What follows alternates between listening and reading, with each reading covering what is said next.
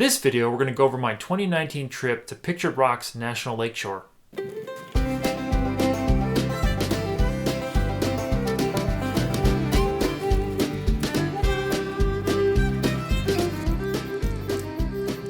Our Pictured Rocks adventure was a 2-day trip over 18 and 19 June in 2019. Our plan was to park at Munising Visitor Center and then take the shuttle to the trailhead at Log Slide. From the trailhead, we'll hike west for 16.4 miles to the backcountry and primitive campsite Cove Site. And the second day, we'll hike west 20.7 miles back to the Visitor Center. For trip logistics, first and foremost, I want to say this backpacking trip was fairly easy logistic-wise to plan. It's a pretty straightforward trail and services are easily researchable. However, I do want to mention this was the most underprepared I ever felt on a trip. I definitely underestimated the terrain of this location. I'm originally from the Midwest, specifically Wisconsin, and I thought the terrain would be mostly flat, and man was I wrong. I really should have done some more research into the location.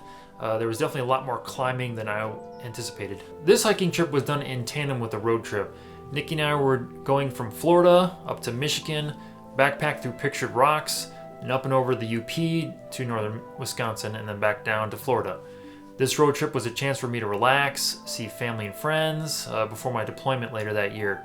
Since our road trip was over a week long, we took our dog Arlo along for the ride, so his presence created an interesting logistics challenge. Now, since our destination is on federal lands, pets aren't allowed in the backcountry, so we had to board Arlo. Rough and Ready was a local kennel service that was able to, in the town of Munising, that was able to board him while we went on our treks. The only downside is we weren't able to board him until 10 a.m. So that kind of killed our morning for any hiking. At the park, we planned to have a local shuttle service by L-Tran pick us up at the visitor center and drop us off at the trailhead. Then we would hike back to the visitor center where our car was at. I find it better to go back to where your vehicle is versus having the shuttle pick you up at your end destination. I don't like that because if something goes wrong, say you take longer than normal, you go faster than normal, or you get injured, you won't be able to adjust your shuttle times. The next available time for the shuttle to pick us up at the visitor center was noon, 12 o'clock.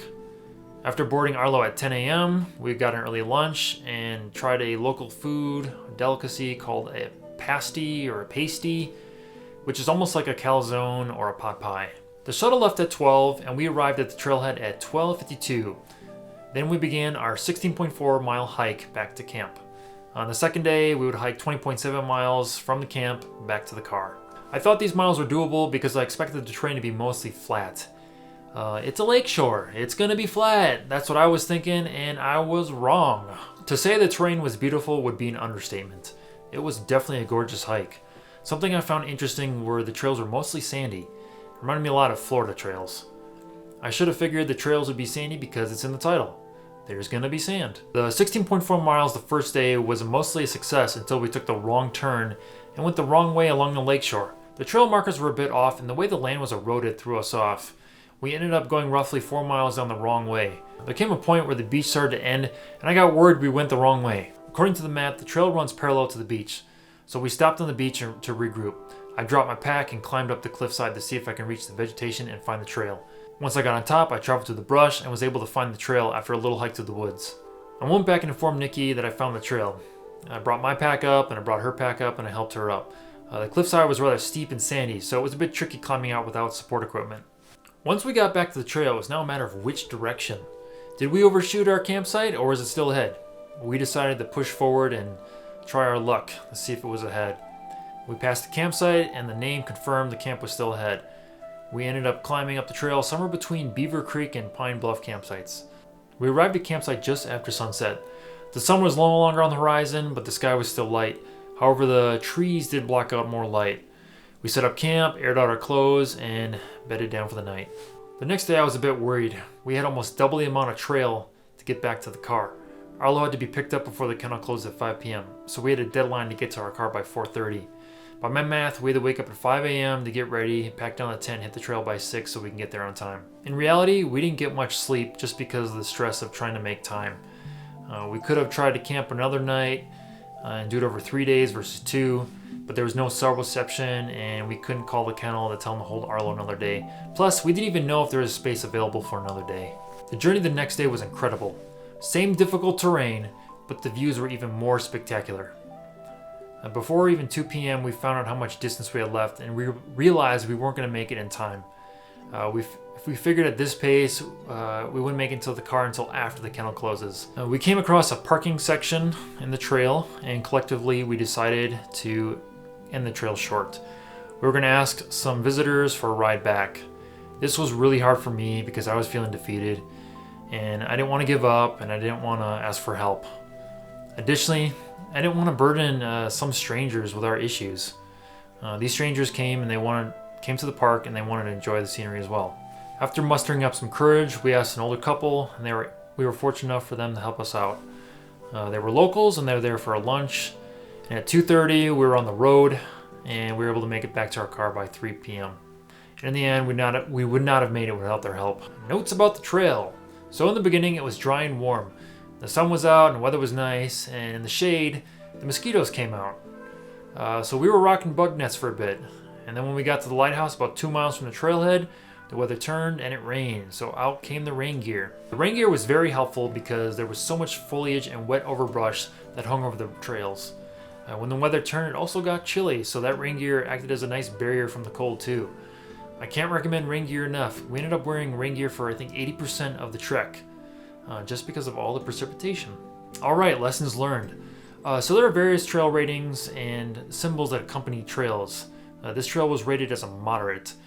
During the planning portion, my ego got in the way, and I was associating common user ratings of the trail from moderate to difficult because of my bias of people in the area.